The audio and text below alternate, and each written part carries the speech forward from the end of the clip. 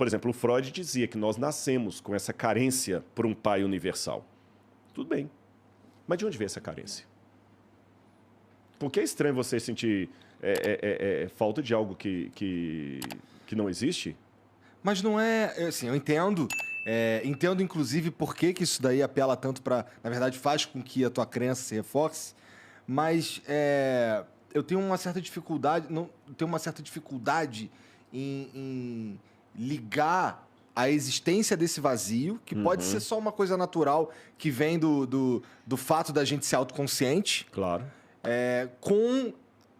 Eu sei que você falou que provar Deus é difícil, até porque se a gente conseguisse provar, ele não seria Deus de verdade. Mas, assim, a existência desse vazio, para mim, ela pode ser interpretada como um fruto da nossa autoconsciência. E não necessariamente a existência de um Deus. Eu acabo preenchendo ela com a crença em um Deus, mas ela não é necessariamente ela não predispõe a Deus. Vamos levar, então, ao ceticismo absoluto. Igual aquela hora que você me perguntou sobre o católico, eu respondi sobre o budista. Eu potencializei sua pergunta. Eu vou pedir licença para fazer isso de novo. Tá. Eu vou convidar vocês a fazer um exercício comigo de ceticismo ao extremo, que estava muito em voga na época de René Descartes. René Descartes convivia com uma época que havia os idealistas, que acreditavam muito na ideia, os racionalistas, e havia aqueles céticos extremos que negavam até a coerência da ideia, da razão.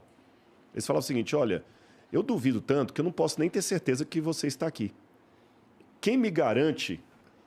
Eu estou traduzindo Descartes para hoje, ou pelo menos não o Descartes, que ele foi contra isso aí. Vou dar a resposta que ele deu. Vou traduzir para hoje Matrix. Né? Quem me garante... Quando você falou isso, eu pensei em Matrix. Matrix, mas na verdade o Matrix, que o último também foi horrível. eu tô igual aqueles velhos que só gostam... Isso é um sinal de velhice, né? Não foi muito bom também, não. Quando a música da sua juventude era mais legal, o joguinho era melhor. Tudo... Mas vamos lá. Quem me garante que vocês existem e que o flow existe? Ou que eu estou apenas projetando isso aqui, eu estou numa máquina com eletrodos aqui, projetando essa realidade, que nada disso aqui existe. Tudo isso aqui é algoritmo. Quem me garante? Não havia essa ideia Matrix na época, mas o conceito existia na época de Descartes. É o conceito de metaverso também. Metaverso, exatamente. Aí o Descartes respondeu o seguinte: gente, tá, eu posso até cair, mas tem uma coisa que eu não posso negar. Aliás, antes de entrar nesse negar, deixa eu falar do método de Descartes. Ele falou o seguinte: por que eu vou crer? Aí foi o método cartesiano que eu usei para sustentar a minha fé. Eu vou demolir tudo que eu acredito. Eu vou demolir tudo. E vou começar do zero, para ver se eu consigo construir um edifício de novo, com as mesmas peças. Sabe o Lego? Estou vendo um Lego ali. Você desmonta todo, vamos ver se você consegue montar de novo. Se eu montar de novo é porque tem coerência. Agora, depois que eu demulo tudo, tem que sobrar pelo menos uma base. Aí o Descartes falou assim: a base que sobra é o seguinte: ainda que tudo seja uma ilusão, eu tenho que existir. Porque se o rato não existe, se o Igor não existe, é apenas uma ilusão da minha mente, a minha mente tem que existir em algum lugar projetando essa ilusão. É onde vem a famosa frase de René Descartes: cogito ergo sum, em latim. Penso, logo existo. Então, pelo menos eu existo. Essa foi a base. Se eu existo, quem me produziu? Será que eu tenho evidências para supor, pelo menos... Porque, veja bem, quando a gente fala assim, olha, essa coxinha aqui pode ter vindo da Vila Prudente, ou pode ter vindo lá da loja... Da Zona Sul. Da Zona Sul. Não sei, o rato não falou, então ele pode ter vindo da Vila Prudente ou pode ter vindo da Zona Sul. 50% de chance para um lado, 50% de chance do outro. Por que você fala? Não, porque tem uma loja na Vila Prudente, tem uma loja na Zona Sul. Ele só tem 2 lojas, então de uma das 2 vieram. Aí eu estou trabalhando com 50% de chance. Uhum. Agora, quando eu falo o seguinte: não, essa coxinha ou veio da Zona Sul ou ele veio de Belo Horizonte. Tá, mas até onde eu saiba, não tem loja da Jeff Coxinhas em Belo Horizonte. Belo Horizonte está muito longe daqui. É muito improvável que essa coxinha tenha vindo de Belo Horizonte. Chegou quentinha. Chegou quentinha. Então, desculpa. Não, mas e se ela veio de Belo Horizonte? Não, mas não tem jeito, gente. Toda a lógica diz que ela veio da Zona Sul. Tudo que o cara falou e tudo e tal. Aí o cara, não, mas e se eles têm um negócio de teletransporte que mandou e que a gente ainda não descobriu? Torna ainda mais complicada a explicação. Complicada a explicação. Então, não dá para falar 50-50, 50%, 50%, tá bom? Então, até como eu falei, vida provém de vida. Nada só produz nada. Então, se eu existo, não é a questão, ou Deus me fez ou eu surgi por um acaso. Ou a coxinha veio da Zona Sul ou veio de Belo Horizonte. Não, alguém me fez. Tá, então se esse alguém me fez, ele tem alguma coisa a ver comigo. Então, vamos lá. E eu tenho uma carência dele. Eu nasço com a carência dele. Então, você está notando que a coisa vai sendo construída aos pouquinhos e o edifício de Lego vai sendo novamente montado. Não é uma coisa assim, pueril, acreditar por acreditar. E aí vem o lance do relacionamento. E nós temos essa carência desse Deus. Eu estou tentando lembrar o nome de um autor alemão aqui, gente, está na ponta da língua, daqui a pouquinho eu lembro. Nossa, mas é como se eu tivesse esquecido o nome de Pedro Álvares Cabral aqui. Até vergonhoso isso, mas tudo bem. Como eu falei, todo sistema fechado, a lógica está fora dele. Tá certo? Se o universo tem uma lógica, tem que ter uma resposta fora dele. Senão, não tem como ter. Não tem como ter lógica. E vamos pensar uma coisa, nossa carência por essa lógica. Quando as tartaruguinhas lá do Projeto Tamar da Bahia eclodem no ovo, elas já nascem correndo todas para a água. Ela não corre para o mato. Por que as tartaruguinhas correm para a água? A explicação que dão é que é instinto, né? Instinto. Uhum. Tá certo, e eu concordo que é um instinto. Mas por que o instinto manda correr para a água? A pergunta é mais simples. É porque a água existe. Seria estranho o instinto da tartaruguinha mandá-la correr para a água se a água não existe. Imagina, então seria um teste bacana, tipo, botar elas para nascer em um lugar onde não tem água. Não sei, com certeza elas vão já morrer fizeram isso. buscando a água. Elas vão morrer buscando a água, né? Então, da mesma maneira que o instinto da tartaruga mostra a existência da água, mesmo que ela esteja no deserto, ela vai sair procurando a água, o nosso instinto manda buscar o transcendente.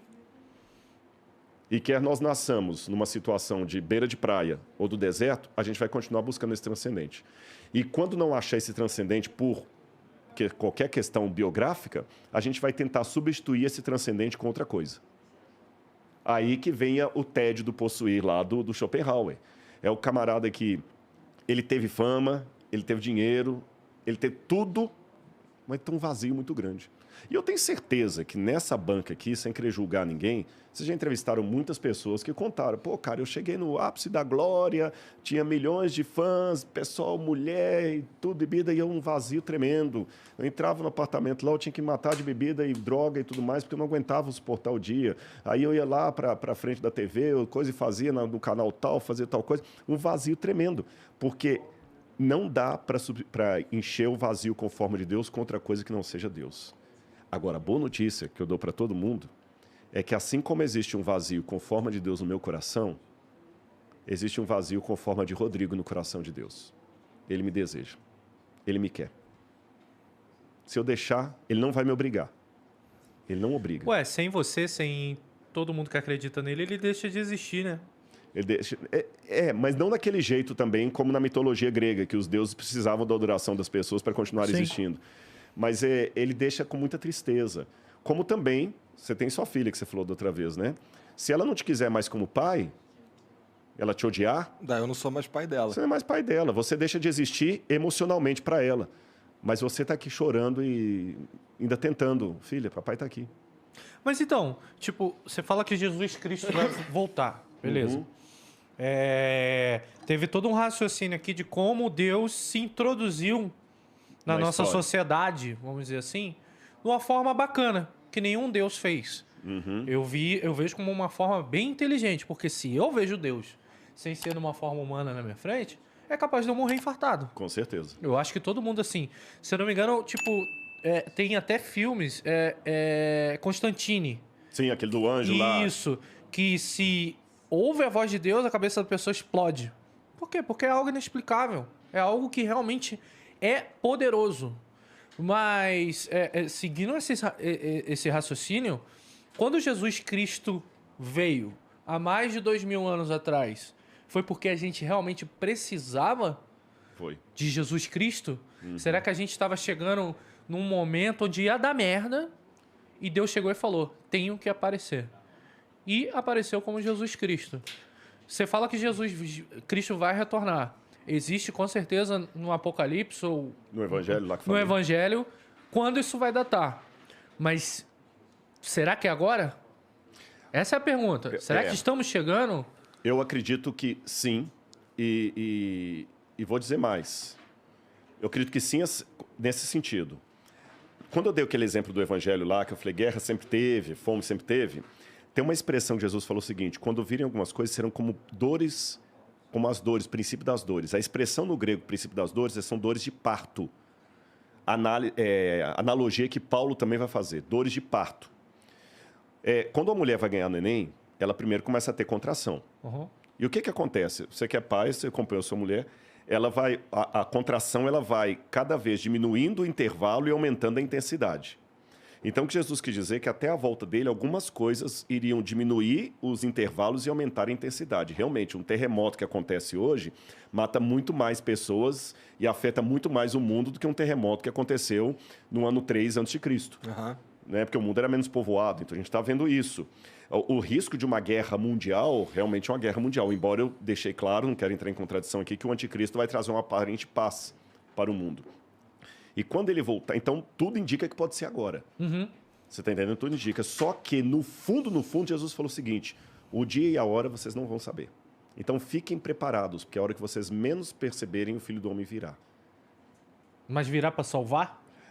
Depende. Quando eu era criança, o meu prazer era quando dava 4h30, apitava o sinal lá da Central do Brasil, onde meu pai trabalhava, dava para ouvir da minha casa, eu já corria pro portão para esperar meu pai. Mas o dia que eu aprontava aquela velha frase de mãe, né? Deixa teu pai chegar. Deixa seu pai chegar. Porra. Quando ia entardecendo, que tocava o apito lá, nossa. Então, com Deus é a mesma coisa. A Bíblia descreve pelo menos 3... Vai ter um monte de gente que não vai pro portão, brother. Vai se lascar. E olha que interessante, a Bíblia descreve pelo menos 3 comportamentos de pessoas que não vão ser salvas, que são interessantes. Em Apocalipse capítulo 6 fala que quando ele vier, fala da ira do Cordeiro. Essa é uma expressão tão paradoxal, a ira do Cordeiro, que ele é o Cordeiro de Deus, tira o pecado do mundo e fica irado. Porque, gente, você pensa que somos só nós que ficamos indignados, por exemplo, com um camarada que praticam a pedofilia e matam uma criança? Não, Deus também está irado com aquilo. Deus também está irado. Deus ama o pecador, mas Deus odeia o pecado. Mas se o pecador não abandona o pecado, Deus vai destruir junto com o pecado. Mas se ele pedir perdão? Aí tudo bem, mas e se ele não pedir? Mas o perdão tem que ser de coração Tem que ser de ou é coração. o perdão na palavra? Tem que ser de coração. Tem que ser Porque coração. a gente, até no último podcast que eu vim aqui, não foi? A gente tava até brincando. Ele falou, tava pregando, você entendeu? Podia ser, de repente, se pá, né? Mas a gente tava brincando de, pô, vamos fazer merda e tal. Mas se chegar na hora, lá na hora do portão, falar com o Pedro e se arrepender lá, em vez de se arrepender em vida. Porque Na Bíblia tem não essa. tem essa possibilidade. Ai, isso é legal. Na Bíblia não há essa possibilidade. Tem que se arrepender em vida. A Deixa Bíblia eu jogar um fala, pouquinho mais aos homens, difícil. aos Deixa eu- homens está fadado morrer uma única vez, e depois disso o juízo. Não tem como se Não arrepender tem como, lá. Não tem como. E o arrependimento tem que ser honesto, né? Desculpa. Você tem que se arrepender mesmo. Nossa, foi pro nível Você hard tá entendendo? agora. Aí o que acontece? Você feriu o coração de Deus. E o que eu faço contra você, eu estou fazendo contra ele. É isso que eu tenho que entender. Você é criatura de Deus. Então, eu vou dar um exemplo bem chulo, mas vocês vão entender. Se eu chegar aqui e quebrar essa coleção, vocês vão ficar muito pau da vida comigo. Boa. Por que você vai ficar? Pô, o Rodrigo quebrou uma coisa que é minha, que é preciosa para mim. Eu falei que o exemplo era chulo, porque o ser humano é muito mais precioso para Deus do que os cavaleiros do Zodíaco para você. Então, o que eu estou fazendo contra você, eu estou mexendo com a coleção de Deus, com gente que ele ama. Aliás, até o exemplo melhor nem seria com os cavaleiros do Zodíaco, é mexer com sua filha. Você está entendendo? Deus não aceita isso, então Deus também não tolera. Todos nós somos pecadores, mas Deus não suporta a impiedade. A impiedade é a prática do pecado quando você já começa a ter gosto naquilo. Você entendeu? Quando você gostar.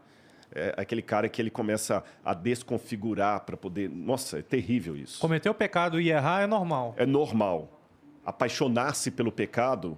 Jesus falou que tem pecado, que é o pecado... Jesus chama isso o pecado contra o Espírito Santo.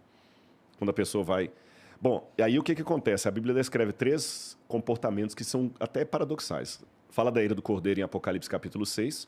Fala que quando ele vier, muitos vão gritar para as rochas e montanhas, caiam sobre nós e nos esconda da face de Deus, porque é grande a ira dele e ninguém pode suportar. Então alguns vão pedir a morte. Um segundo grupo, a Bíblia fala que vão chegar para Jesus e falar assim, Senhor, em teu nome eu fiz curas, eu fiz milagres. Jesus vai falar o seguinte, afastem de mim porque eu não conheço nenhum de vocês. Você viu com uma posição de petulância diferente do primeiro. O primeiro já admitiu, tô ferrado mesmo, tô lascado, morre. O outro não, é aquele falso religioso, mas peraí, senhor, não entendi, eu construí tantas igrejas, eu fiz milagres, eu não te conheço.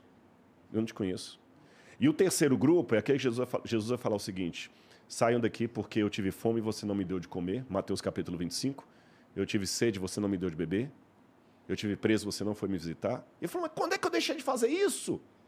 Toda vez que você negou isso para um dos meus pequeninos, você negou a mim. É um terceiro grupo. Então você tem o grupo daqueles que já admitem que estão ferrados mesmo, o grupo daqueles hipócritas que ainda são petulantes e falam, peraí, mas eu fui religioso, e o grupo daquele que é o anestesiado. Você entendeu? O anestesiado. Pô, mas aí você condenou todo mundo aqui agora, não. praticamente. Aí que... Não, pô, porque com certeza eu já neguei uma esmolinha. Não, mas aí que está a questão. Não é eu neguei uma esmolinha. Porque se fosse o lance de você comprar o céu pelas esmolas que você deu, aí você está lascado. Isso aí eu fico... Aí você está lascado. Mas não é isso. Você está entendendo? Você... Você faz aquilo como... E você erra, você comete erro. Eu vou dar um exemplo para vocês. O que significam as nossas obras diante de Deus? Para tranquilizar o coração de vocês, todo mundo que está assistindo a gente. Uma vez um pai estava viajando, caminhoneiro. Passou muito tempo fora de casa. Quando ele voltou, a menininha veio correndo para ele, 3 aninhos de idade. Papai, papai. Ele abraçou a criança. Que linda, vem cá, minha lindinha, tudo bem? Quantas novidades para papai? O que você fez nesse meio tempo aí? Ah, papai, eu aprendi a escrever. Ele falou, você aprendeu a escrever, minha filha? Aprendi, papai. Então escreve alguma coisa para papai ver. Pega lá caneta e papel. Ela pegou uma caneta, um papel. Já viu criança de 2, 3 anos? Não tem nem coordenação motora. Ela pegou a caneta e começou a fazer assim, ó. Imagina, que é mão de traço, rabisco, que entregou para ele. Aí ele pegou e, como todo pai que quer incentivar o filho, ele falou assim, mas que letra bonita que a minha menina tem. Olha a carta que ela escreveu para mim. Papai está muito feliz. Só que ele elogiou tanto, que ela perguntou assim, papai, o que está escrito aí? Aí ele deu uma resposta que eu acho que veio do céu. Ele falou assim, filhinha, aqui está escrito que você ainda não sabe escrever. Mas aqui está escrito que você quer aprender a escrever. E só pelo fato de você querer aprender a escrever, papai ama você, tem orgulho de ser o seu papai, e essa é a carta mais bonita que papai já recebeu. Então, Deus é tão... Não tem nem palavra para dizer, tão perfeito, tão magnânimo, que qualquer coisa que eu faça, ainda que eu vire uma Madre Teresa de Calcutá, com o coração de Gandhi e santidade do apóstolo Paulo, tudo que eu faço chega para ele com um monte de rabisco. E ele olha para cima e fala assim, Rato, Igor, Rodrigo, aqui está dizendo que se eu for depender das boas obras de vocês, vocês nunca vão vir para cá. Mas aqui está dizendo que vocês me amam e amam os meus filhos. Então, por minha graça, vocês vão entrar aqui, porque eu amo vocês e o céu vai ficar vazio se vocês não estiverem aqui. É um rabisco, mas é um rabisco que ele transforma numa obra de arte. Espero que Deus seja bom assim mesmo. Eu tenho certeza que ele é. Eu tenho certeza. A Bíblia porque fala, senão Deus o é céu amor. vai estar vazio. vai tá vazio. Vai estar vazio, mas não vai tá, não. Tem muita gente que aceita e... Eu estou aqui. Você está entendendo?